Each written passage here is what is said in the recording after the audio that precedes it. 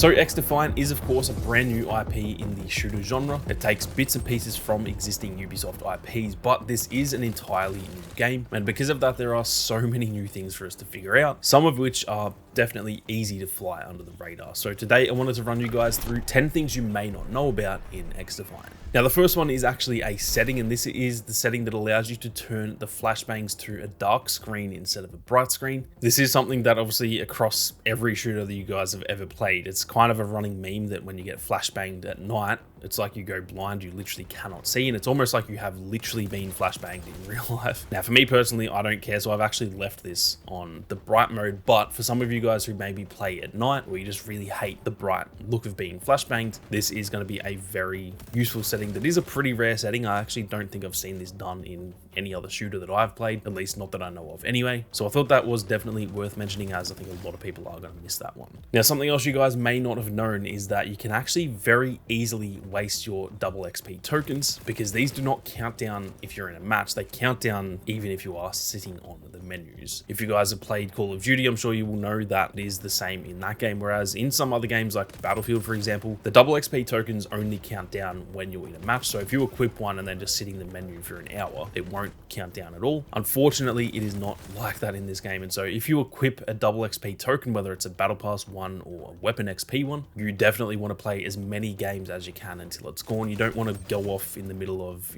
waiting for the next game and make a drink, and then 3 or 4 minutes later you're coming back and getting back into it. You should be making the most of all of those tokens, because like I said, as soon as you equip one, it will count down regardless of what you're doing. What I will also say is that you do start with 5 Weapon XP tokens. I believe they gave every single player 5. It said that for me anyway when I logged into the game, that they were giving us 5 to start off with the game. You can find these in the activate booster tile when you're in a lobby if you guys don't know how to equip them, so be sure to check that. You should have 5 sitting there already. And another tip I'd give is that I'd probably save these until you know which weapons you like. Don't just equip them straight away and try and level up every single gun. You probably want to save these for once you find a weapon you know you're going to grind, then equip it and you're going to level up that weapon a lot faster, rather than wasting those tokens on a gun you don't even like. Now something else you guys may not have known is that this game has some pretty weird air strafing mechanics that a lot of other arcade shooters don't have. Now again, looking at Call of Duty for an example, in that game if you jump and then move your stick, so if you're jumping from a standstill and then you try and move in midair, your character will barely even move, because you're obviously trying to kind of take off from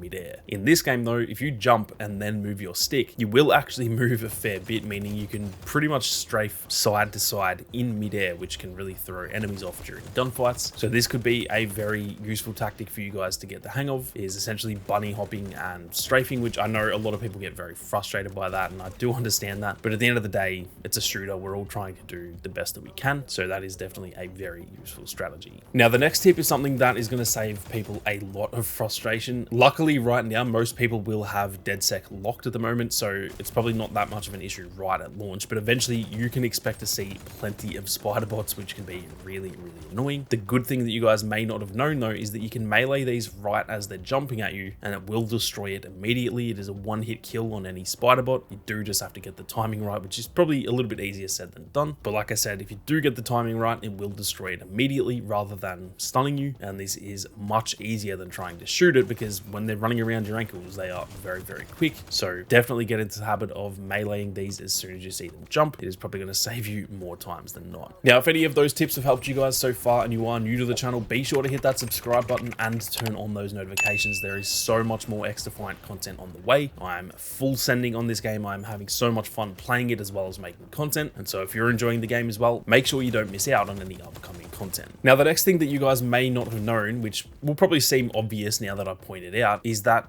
anything with a yellow ledge to it, or even sometimes a yellow tarp over it for example, generally means that that thing is mountable, meaning you can climb up on top of it. Now in most cases it is obvious and it doesn't even need the yellow ledge to indicate that. Anything that's like hip height we all assume we can mantle, but there are actually a few locations that you probably didn't think you could mantle. Some of these are actually pretty high, yet the yellow area will indicate that you can in fact climb them. So keep an eye out for any yellow ledges, as this can get you into some really great vantage points, especially in the more linear modes. I find there's a lot more of these in the escort and zone control modes, and this can give you some great vantage points that other enemies might not know about. Now, a nice little detail from the team at Ubisoft here when you are making your loadouts is that pressing Y or triangle, I'm not too sure of the keybinds unfortunately on PC, but obviously it will say on screen anyway, pressing that button will show detailed statistics for your weapon when you are making your loadout, giving you a good look at every single stat you could pretty much possibly need to know. And then from there too, you can also cycle through what it looks like with each attachment, as in each individual attachment. You can have all attachments or also no attachments, and that will give you a better idea of what your attachments are actually changing, because obviously in a lot of other shooters, there are attachments that seem useful, but they don't actually tell us what they are changing. So this is going to show you the actual statistics of what your attachments are changing.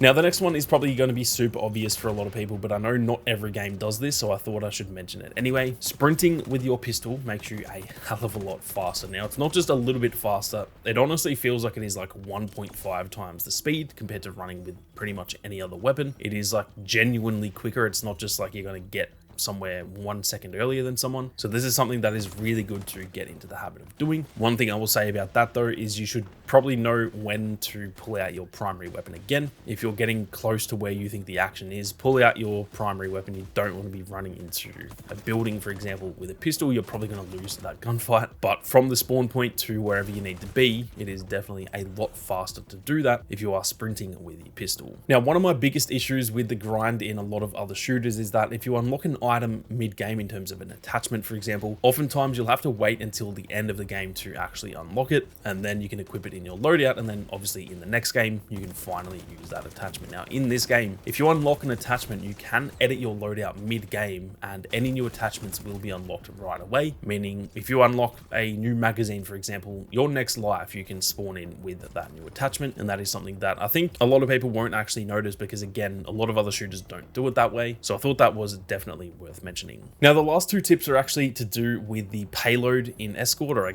guess his name is actually Carlos, as that robot thing that you sort of escort around the map. The first one, and it is kind of obvious at the end of the day, but again, not every shooter does this, the more people on the payload in Escort, the faster it actually goes. I've played a lot of shooters where in an Escort mode, if you have one player on the payload, or if you have 10, it doesn't really matter. It's going to go at the same speed regardless, but that is not the case in this game. The difference between one person escorting it and 3 people escorting it is like noticeably different. It is genuinely quicker. So when you are playing Escort, be sure to jump on and help it progress faster. At the end of the day, that could be the difference between winning and losing a game. If the enemy team only usually has one person on it, whereas you and your team are kind of all jumping on and off, that can get you through the map a hell of a lot quicker. Now, lastly, and again, this is to do with the payload too, while you're doing that last tip, you can actually resupply at the payload too, or Carlos as he's called, and this will refill your ammo. This is very handy, especially if you're on a decent streak and getting low on ammo, especially when it comes to a game like Escort, because obviously it has slightly slower respawns. The spawn points are also pretty far from the action too, so a lot of the times you don't want to die. You want to stay alive and try and escort that payload, but if you're low on ammo, sometimes that can be difficult. So don't stress. Go up to the payload, it'll give you the indicator that you can resupply, and that will pretty much refill all of your ammo.